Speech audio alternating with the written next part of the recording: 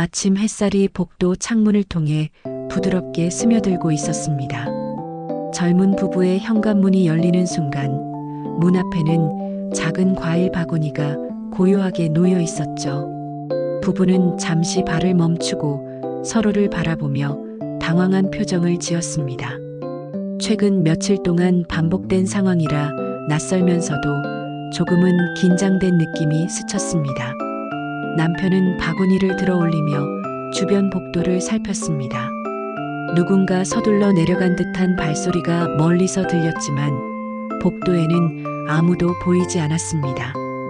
아내는 바구니에 담긴 귤과 사과를 조심스레 확인하며 누군가의 정성 같은 기운을 느꼈습니다. 하지만 정체를 모르는 선물은 쉽게 마음을 놓기 어려웠습니다. 부부는 혹시 모를 위험을 생각하며 관리사무소에 CCTV 확인을 요청하기로 했습니다. 그 결정을 내리며 서로에게 오늘은 꼭 확인해 보자라고 조용히 다짐했습니다. 이거 혹시 누가 장난치는 건 아니겠지? 남편의 낮은 목소리가 복도에 작게 퍼졌습니다. 그러게요. 누가 이런 걸 두고 가는 걸까요? 아내는 의아함과 걱정이 섞인 톤으로 말했습니다. 두 사람은 과일 바구니를 안고 집 안으로 들어갔습니다. 그들의 표정에는 궁금함과 경계심이 섞여 있었죠. 분위기는 차분했지만 어딘가 설명하기 어려운 긴장감이 은근히 흘렀습니다. 아파트 복도는 평소와 다르지 않게 조용했지만 부부의 마음은 왠지 모르게 불안했습니다. 그날 아침 그들 앞에 놓인 작은 바구니는 앞으로 이어질 인연의 시작임을 아무도 알지 못했습니다. 새벽 공기가 차갑게 가라앉은 시간, 아파트 복도는 사람, 그림자 하나 없이 고요했습니다. 박노인은 회색 카디건을 단정히 여미고 작은 비닐봉지를 들고 천천히 문을 나섰습니다. 그의 발걸음은 오래된 운동화 밑창 때문인지 가볍지 않았고 바닥에 스치는 소리가 잔잔하게 번졌습니다. 계단을 내려갈 때마다 난간을 꼭 붙잡는 손에는 약한 기운이 묻어났습니다. 바구니를 준비하기 위해 전날 마트에서 산 귤과 사과가 봉지 안에서 서로 부딪히며 조용히 흔들렸습니다. 박노인은 복도의 불이 자동으로 켜지는 순간 잠시 걸음을 멈추고 주변을 살폈습니다. 누군가 깨어 있을까 조심하는 듯한 행동이었고 익숙한 불안이 그의 표정에 잠시 지나갔습니다. 쓰레기를 버리러 나온 중년 이웃이 그를 발견하고 가볍게 고개를 숙였습니다. 노인은 짧게 손을 흔들며 인사를 받아주고 다시 아랫집 방향으로 걸음을 옮겼습니다. 문 앞에 도착한 그는 비닐봉지에서 과일을 꺼내 바구니에 정갈하게 담은 뒤 조심스레 내려놓았습니다. 오늘도 잘 받아갔으면 좋겠네. 그는 작게 중얼거리며 천천히 등을 돌렸습니다. 아내가 있었으면 이런 일 하지 말라고 했을까? 그의 마음속에서 오래된 기억 하나가 조용히 올라왔습니다. 집으로 돌아가는 길, 박노인은 복도 창문 너머로 밝아오는 하늘을 바라보았습니다.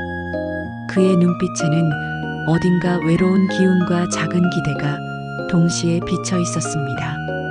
집에 도착한 그는 낡은 액자 속 아내 사진을 조심스레 닦아내며 깊은 숨을 내쉬었습니다.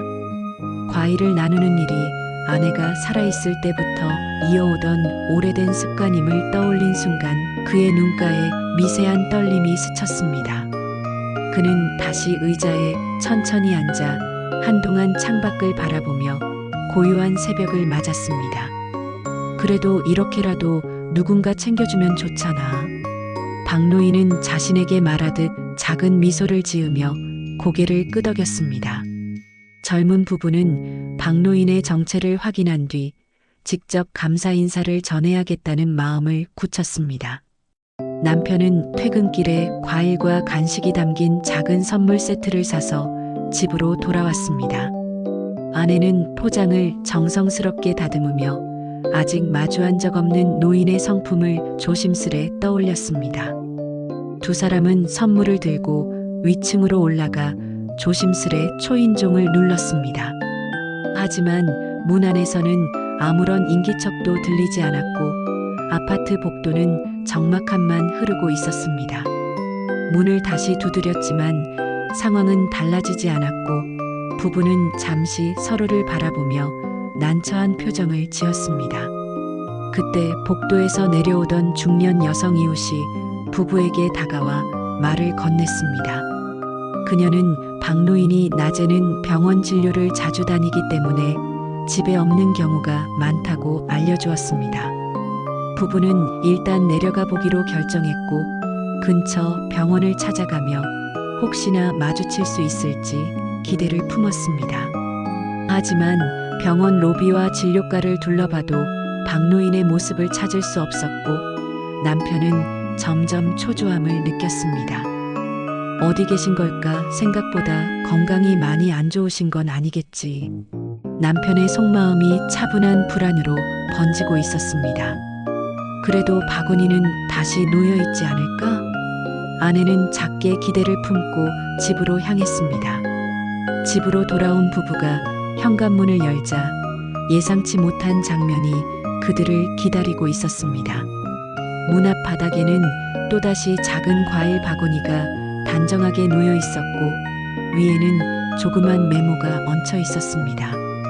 메모에는 알아보기 쉬운 단정한 글씨로 짧은 안부와 함께 몸이 약해졌다는 내용이 적혀 있었습니다. 부부는 그 말이 단순한 표현이 아닐 수 있다는 생각에 가슴 깊은 곳이 무겁게 내려앉았습니다.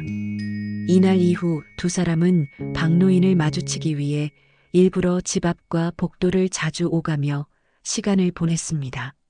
하지만 그는 매번 새벽 시간에만 나타나는 듯했고 부부가 기다리는 시간에는 모습을 드러내지 않았습니다. 이러한 상황은 부부에게 은근한 긴장과 더 깊어진 걱정을 남기며 다음 사건을 예고하고 있었습니다. 늦은 밤 아내는 갑작스러운 진통을 느끼며 몸을 움츠렸습니다. 남편은 놀라 급히 준비하던 물건을 챙겨 들고 아내를 부축해 엘리베이터로 향했습니다. 병원 응급실에 도착하자 의료진이 신속히 아내를 분만실로 안내했고 긴장된 시간이 이어졌습니다. 남편은 대기실에서 손을 모은 채 초조한 마음을 가라앉히려 애를 썼습니다. 몇 시간이 흐른 뒤 의사의 호출이 울렸고 남편은 떨리는 발걸음으로 분만실 앞에 서게 되었습니다. 갓 태어난 아이의 울음소리가 복도를 가득 채우며 새로운 생명의 시작을 알렸습니다. 부부는 건강하게 태어난 아이를 품에 안고 벅찬 감정 속에서 조용히 미소를 지었습니다. 집으로 돌아온 다음 날 현관문을 열자 익숙하면서도 예상치 못한 장면이 펼쳐졌습니다. 문 앞에는 깔끔히 깎아놓은 사과 한 조각과 오래된 손수건이 조심스레 놓여 있었습니다. 손수건에는 다림질 자국이 희미하게 남아 있었고 정성껏 접힌 모습에서 누군가의 마음이 고스란히 전해졌습니다. 아기가 태어난 걸 알고 계셨나 봐요. 아내는 작은 목소리로 놀라움과 감동이 섞인 말을 흘렸습니다. 정말 매번 챙겨주시는 게 쉬운 일이 아니었을 텐데. 남편은 사과 조각과 손수건을 바라보며 깊은 생각에 잠겼습니다. 부부는 혹시 박노인이 복도 어딘가에 있을까 싶어 주변을 둘러보았습니다. 하지만 새벽에만 움직이던 그의 습관 때문인지 복도에는 고요만 감돌았습니다. 그날 오후 부부는 엘리베이터 앞에서 우연히 박노인을 마주하게 되었습니다. 박노인은 아이를 품에 안은 부부를 보며 짧지만 따뜻한 미소를 지은 뒤 천천히 발걸음을 옮겼습니다. 멀어지는 그의 등에서는 최근 들어 더 수척해진 기운이 묻어났고 부부는 마음 한켠이 무겁게 내려앉는 것을 느꼈습니다. 아파트 주민 몇 명도 복도에서 박노인을 언급하며 요즘 건강이 많이 약해 보인다는 이야기를 나누었습니다. 그 순간 부부는 단순한 이웃 이상의 인연이 자신들과 이어지고 있다는 사실을 실감하게 되었고 앞으로의 상황에 대한 막연한 걱정이 조용히 스며들었습니다. 아침 공기가 차분히 가라앉은 날 부부가 현관문을 열었을 때 바닥에는 아무것도 놓여있지 않았습니다. 지난 며칠 동안 이어졌던 익숙한 광경이 사라지자 부부는 잠시 서로를 바라보며 어색한 침묵을 나누었습니다. 남편은 혹시 날짜를 착각한 건 아닌지 주변을 살폈지만 복도에는 바람 한 줄기조차 느껴지지 않았습니다. 아내는 전날의 사과 조각과 손수건을 떠올리며 마음속에 알 수 없는 불편함을 느꼈습니다. 이틀째 과일이 나타나지 않자 부부는 점점 더 불안해졌고 결국 윗집으로 올라가 초인종을 눌렀습니다. 문 안은 고요했고 인기척은 전혀 들리지 않았습니다. 부부는 다시 한번 문을 두드렸지만 상황은 변하지 않았고 복도에는 정막만이 길게 이어졌습니다.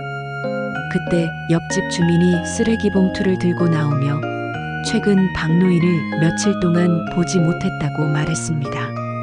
이웃의 이야기에 아내는 순간 표정을 굳혔고 남편도 상황이 단순하지 않다는 직감을 느꼈습니다. 두 사람은 곧장 관리사무소로 내려가 박노인의 상태를 확인해 달라고 조심스레 요청했습니다. 최근 사용량이 평소보다 확 줄었네요. 관리 직원이 모니터를 보며 낮은 목소리로 말했습니다. 혹시 어디에 연락해 볼 곳이 있을까요? 남편은 예의 바르게 질문했지만 답은 선뜻 나오지 않았습니다. 직원은 조심스러운 표정으로 박노인이 가족 연락처를 남기지 않았다는 점을 알려주었습니다.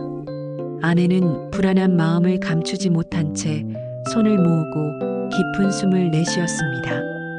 남편은 집으로 돌아오는 길에 근처 병원과 노인센터에 직접 문의하기로 결심했습니다. 그는 여러 곳에 전화해 박노인의 방문 기록을 찾으려 했지만 모든 곳에서 동일한 대답이 돌아왔습니다. 정보가 없다는 말은 부부에게 더 큰 공백을 남겼고 걱정은 점점 더 짙어졌습니다. 그날 저녁 부부는 혹시나 하는 마음으로 복도 불빛에 귀를 기울이며 문 앞에서 한참을 서 있었습니다. 그러나 시간만 흘렀고 아무런 발자국 소리도 들리지 않았습니다. 그리고 다음 날 아침 부부가 문을 열었을 때 바닥에는 작은 흰 봉투 하나가 조용히 놓여 있었습니다. 누가 둔 걸까?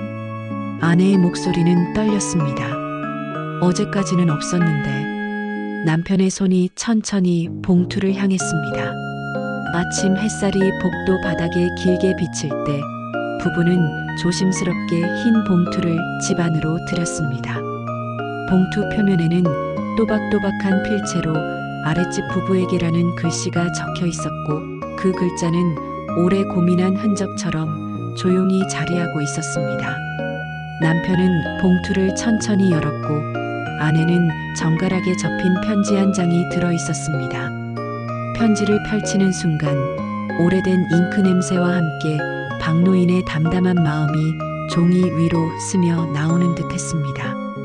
나레이션은 편지의 내용을 따라 부드럽게 흘렀습니다. 그는 오랜 지병이 악화되어 더는 도시에서 홀로 지내기 어렵다는 사실을 조심스레 밝혔습니다. 그리고 고향에 있는 아내의 산소 가까이에서 여생을 보내기로 결심했다고 적었습니다.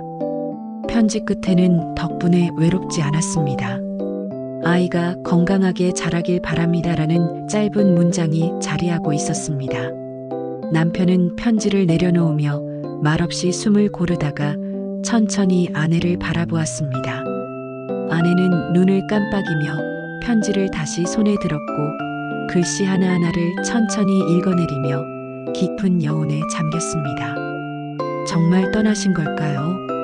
아내의 낮은 목소리는 떨림이 묻어 있었습니다. 아무 말 없이 이렇게만 남기고 가신 거네요. 남편은 편지 위에 손을 얹으며 조용히 중얼거렸습니다. 두 사람은 바로 윗집으로 올라가 문 앞에 서서 다시 초인종을 눌렀습니다. 이번에도 안에서는 어떤 기척도 느껴지지 않았고 빈집의 정막만이 닭처럼 돌아왔습니다. 부부는 문손잡이를 붙잡은 채 한동안 움직이지 못했습니다. 박노인의 마지막 흔적을 놓치고 싶지 않은 마음이 복잡하게 얽혀 있었기 때문입니다. 남편은 문틈 아래로 남겨진 먼지와 신발, 자국이 사라진 흔적을 살펴보며 이미 떠났다는 사실을 천천히 받아들였습니다. 아내는 복도 창문에 비친 흐린 하늘을 바라보며 편지를 가슴에 꼭 안았습니다. 그들의 등 뒤로 아파트 복도는 여전히 고요했지만 그 고요 속에는 작은 이별의 울림이 길게 남아 있었습니다.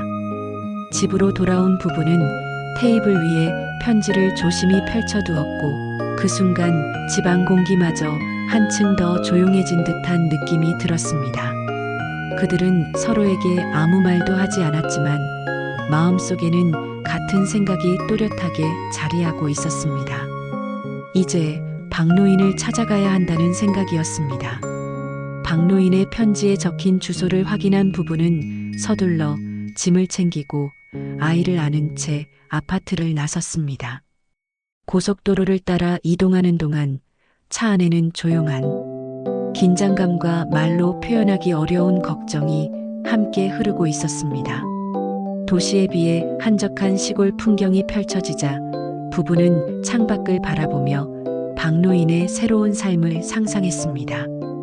좁은 농로로 접어들 무렵 길가에는 낮은 돌담과 오래된 지붕들이 이어졌고 마을 사람 몇 명이 부부를 신기하게 쳐다보았습니다. 부부는 작은 슈퍼에 들러 박노인이 이곳에 거주하는지 조심스레 묻자 주인은 며칠 전 작은 흙집으로 들어가는 모습을 봤다고 알려주었습니다. 안내받은 길을 따라 이동하던 부부는 오래된 감나무 옆에 자리한 작은 집 앞에서 발걸음을 멈추었습니다. 마당 한가운데에서 누군가 허리를 굽힌 채 텃밭을 다듬고 있는 모습이 보였습니다. 그는 낡은 모자를 쓴 채 조심스러운 동작으로 잡초를 제거하고 있었고 햇빛 아래에서는 얼굴의 주름이 더욱 깊게 드러났습니다. 부부는 잠시 숨을 고르고 조심스럽게 다가가 그를 향해 이름을 불렀습니다. 노인은 천천히 고개를 들어 부부를 바라보았고 순간 그의 얼굴에 놀람과 반가움이 동시에 번졌습니다. 여길 어떻게 해? 박노인의 입가에 잔잔한 떨림이 스쳤습니다. 편지 잘 받았습니다. 남편은 담담하게 말하며 아이를 데리고 한 걸음 더 다가갔습니다. 박노인은 아이를 바라보며 한동안 말을 잇지 못했습니다. 그의 표정에는 여러 감정이 뒤섞여 있었고 손끝에서는 미세한 떨림이 느껴졌습니다. 부부는 가져온 과일 바구니를 조심스럽게 내밀며 마음을 전했습니다. 박노인은 바구니를 두 손으로 천천히 받아들고 그것을 가슴께에 가까이 끌어안았습니다. 그 순간 오래된 손바닥 위로 따뜻한 감정이 잔잔히 번져나오는 듯 했습니다. 멀리서 마을 주민 몇 명이 이 모습을 바라보며 서로에게 작은 미소를 주고받았습니다. 부부는 박노인에게 더 많은 이야기를 하고 싶어 잠시 그를 바라보았고 노인은 천천히 고개를 끄덕여 그들을 집 안으로 안내했습니다. 마당을 건너는 동안 바람은 감나무 잎을 스치며 부드러운 소리를 냈고 세 사람은 마침내 한 지붕 아래 따뜻한 인연을 이어가게 되었습니다. 서울로 돌아온 뒤 부부의 일상은 다시 바쁘게 흘렀지만 마음속에는 늘 박노인의 모습이 자리하고 있었습니다. 아내는 현관 앞에 놓인 장바구니를 볼 때마다 문득 시골 마당에서 미소 짓던 노인의 얼굴이 떠올랐습니다. 남편은 아이에게 잠들기 전 이야기를 들려줄 때 어느새 서울에도 너를 좋아하던 할아버지가 있었단다라는 문장을 자연스럽게 꺼내곤 했습니다. 이웃 주민들과의 관계 또한 박노인 이후 조금씩 달라졌고 복도에서 마주치는 사람들에게 인사를 건네는 일이 점점 익숙해졌습니다. 아파트 게시판 한쪽에는 이웃의 작은 배려는 누군가에게 큰 힘이 됩니다라는 문구가 붙어 있었고 부부는 그 글을 볼 때마다 가슴 깊은 곳에서 잔잔한 따뜻함이 피어올랐습니다. 부부는 박노인의 마지막 편지를 작은 액자에 넣어 거실 한편에 두었고 그 존재는 집안의 분위기를 한층 더 차분하게 만들어 주었습니다. 명절이 다가오자 부부는 자연스럽게 박노인의 고향을 떠올렸고 아이와 함께 작은 선물 상자를 준비했습니다. 상자에는 과일과 간단한 간식, 그리고 짧은 안부가 적힌 카드가 조심스레 담겼습니다. 며칠 뒤 먼 마을로 배달된 상자는 박노인의 손에 도착했고 그는 작은 나무 아래에 앉아 조심스레 포장을 뜯었습니다. 그의 눈앞에 펼쳐진 과일과 카드 위에는 "잘 지내고 계시죠? 라는 짧고 따뜻한 문장이 적혀 있었습니다. "아직도 날 기억해 주는구먼." 박노인의 입가에 조용한 미소가 번졌습니다. "정말 고마운 사람들이지." 그는 카드를 가슴 가까이 가져가며 부드럽게 중얼거렸습니다. 노인은 나무 아래에서 한참 동안 상자 속 과일을 바라보았습니다. 햇살은 그의 어깨 위에 따뜻하게 내려앉았고 그 순간 그의 마음에는 오랜만에 편안한 평온이 스며들었습니다. 멀리 마을길에서는 아이들 웃음소리가 잔잔하게 울려 퍼졌고 박노인은 그 소리를 들으며 눈을 가늘게 감았습니다. 언제까지나 혼자가 아니라고 말해주는 듯한 작은 선물은 그의 노년을 다시 한번 따스하게 비춰주었습니다. 그날 저녁 부부는 집안에서 조용히 박노인을 떠올리며 서로에게 작은 미소를 건넸습니다. 그리고 그들은 알고 있었습니다. 세 사람이 이어낸 인연은 단순한 이웃 이상의 의미로 오래도록 마음속에 자리할 것이라는 사실을요. 이 영상이 마음에 드셨다면 구독과 좋아요로 응원해주세요. 다음 영상을 만드는데 큰 힘이 된답니다. 감사합니다.